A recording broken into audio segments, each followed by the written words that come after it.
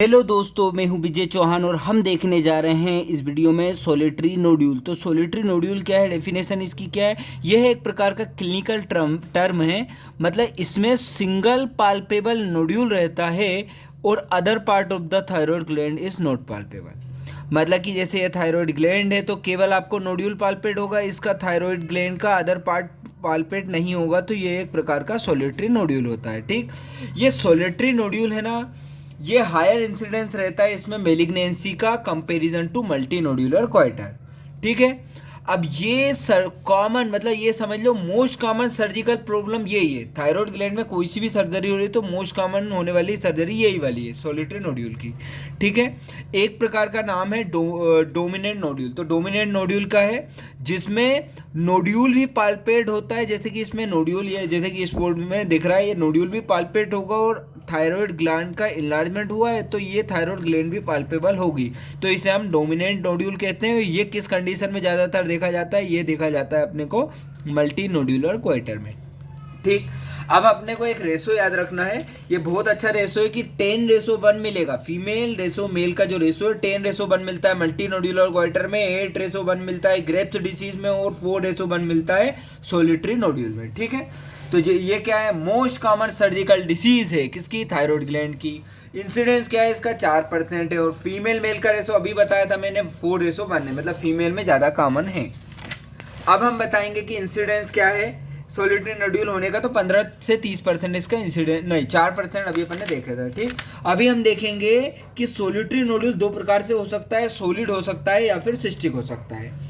तो सॉलिड हुआ अगर ये, तो मेलिग्नेंसी का जो सॉलिड हुआ तो मेल में दुगना करना है, फीमेल में आधा करना है। तो 24% मतलब सॉलिड है तो मेलिग्नेंसी का चांस 24% है। अगर सिस्टिक स्वेलिंग है तो मेलिग्नेंसी का चांस 12%। ये याद रख लिया, मतलब सॉलिड में ज़्यादा है। और मेल में सॉलिड है तो 48, फीमेल में है तो 12, मेल में है तो 24, फीमेल में है सिस्टिक तो 6।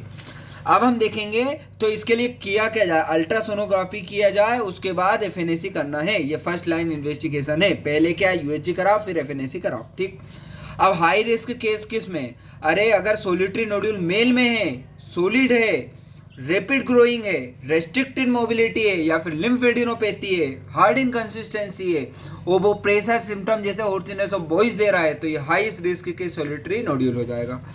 अब सोलिटरी नोड्यूल के कॉज क्या है, क्या क्या हो सकता है, सोलिटरी नोड्यूल होने का कारण क्या हो सकता है। तो 50% केस में देखा जाए ना तो यह पार्ट होता है मल्टी नोड्यूलर गोइटर का। इसके बाद ये टॉक्सिक ऑटोनोमस नोड्यूल भी हो सकता है। उसके साथ ही अलावा ये एडिनोमा के कारण भी हो सकता है सोलिटरी नोड्यूल, या कार्सिनोमा या फिर सिस्ट के कारण भी हो सकता है सोलिटरी नोड्यूल। अगर ये 2 से 3% केस में क्या रहता है, ये नोड्यूल हाइपरथायरॉइड नोड्यूल होते हैं, मतलब हाइपरथायरॉइडिज्म होते हैं, थायराइड का सिंथेसिस करते हैं। तो ऐसे नोड्यूल जो हाइपरथायरॉइडिज्म करते हैं उनमें मेलिग्नेंसी का चांस बहुत रेयर है। ठीक, अब किसी को सोलिटरी नोड्यूल है तो सर्जरी कब की जाए, क्या इंडिकेशन है। मेलिग्नेंट साइटोलॉजी अपने एफएनई से कराया, उसके बाद अपने को मेलिग्नेंट मिला तो भैया सर्जरी करा दो। सस्पिशियस साइटोलॉजी है तो भी सर्जरी करा दो। बहुत ज़्यादा लार्ज साइज है तो सर्जरी करा दो। प्रेशर इफेक्ट दे रहा है जैसे होर्सिनोस ऑफ वॉइस तो सर्जरी।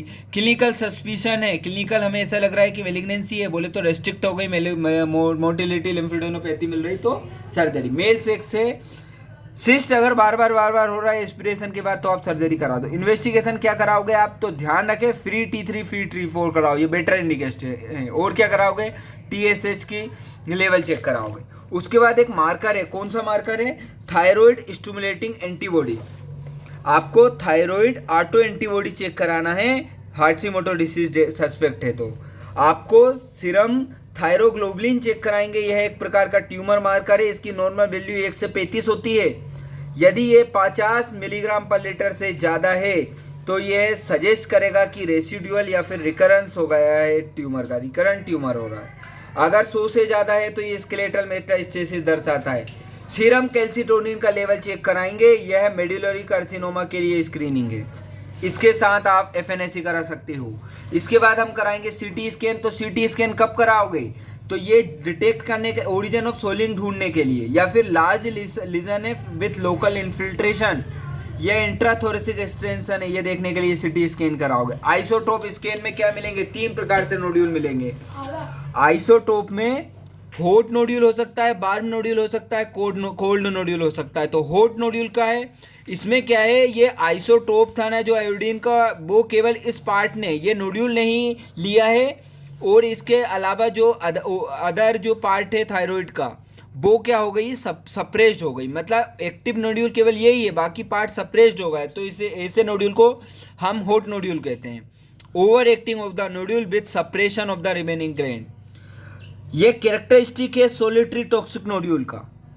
एग्जाम्पल क्या है, टॉक्सिक मल्टी नोड्यूलर गोइटर में हॉट नोड्यूल मिलता है। वार्म नोड्यूल क्या है, इसमें पूरी ग्लैंड की हर एक सेल है वो इक्वली स्टिमुलेटेड है।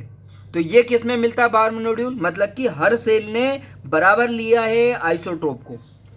ये हमें मिलता है ग्रेव्स डिसीज, टिपिकली एग्जांपल है ग्रेव्स डिसीज का वार्म नोड्यूल। कोल्ड नोड्यूल क्या है कि ये ग्लैंड का कुछ ये नोड्यूल है, ये आइसोटोप को गेन नहीं कर रहा है, मतलब आइसोटोप नहीं ले रहा है, बाकी पूरे पार्ट ले रहे हैं। तो अगर कोल्ड नोड्यूल मिल रहा है तो ये 10% चांस है मेलिग्नेंसी का कोल्ड नोड्यूल में, ठीक है, 10% चांस है मेलिग्नेंसी का। अब हम देखते हैं कोल्ड नोड्यूल की डीडी क्या हो सकती है, हेमरेज हो सकती है, कार्सिनोमा हो सकती है, थायराइड डाइटिस हो सकता है, या थायराइड सिस्ट हो सकता है। अब हम देख रहे हैं इन्वेस्टिगेशन के बाद ट्रीटमेंट।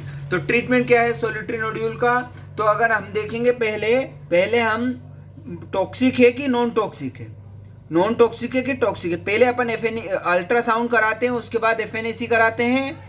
नॉन टॉक्सिक है अगर, जैसे कि पेपिलरी कैंसर मिला हमें एफएनएसी से, तो हम टोटल थायराइडोक्टोमी कराएंगे। अगर फोलिकुलर कार्सिनोमा मिला तो भी टोटल थायराइडोक्टोमी कराएंगे। अगर मेडुलरी कार्सिनोमा मिला तो भी टोटल थायराइडोक्टोमी कराएंगे। अगर एडिनोमा मिला हमें तो हम लोबेक्टोमी कराएंगे, बोले तो हेमी लोबेक्टोमी करा सकते हो। अगर कोलोइडल गोइटर मिला है तो हम उसको थायरोक्सिन देंगे, गोइटर ठीक करेंगे, ऑब्जर्व करेंगे उसको। सिस्ट है तो सिस्ट को एस्पिरेशन कराएंगे, बेल्ट एंड वाच एस्पिरेट करेंगे, फिर बेल्ट एंड वाच करेंगे। अगर रिकरेंट हो रहा, बार बार हो रहा है, तो हम उसकी सर्जरी करा देंगे। फेल हो गई अगर एस्पिरेशन या फिर सॉलिड कंपार्टमेंट आ गया तो हम सर्जरी कराएंगे।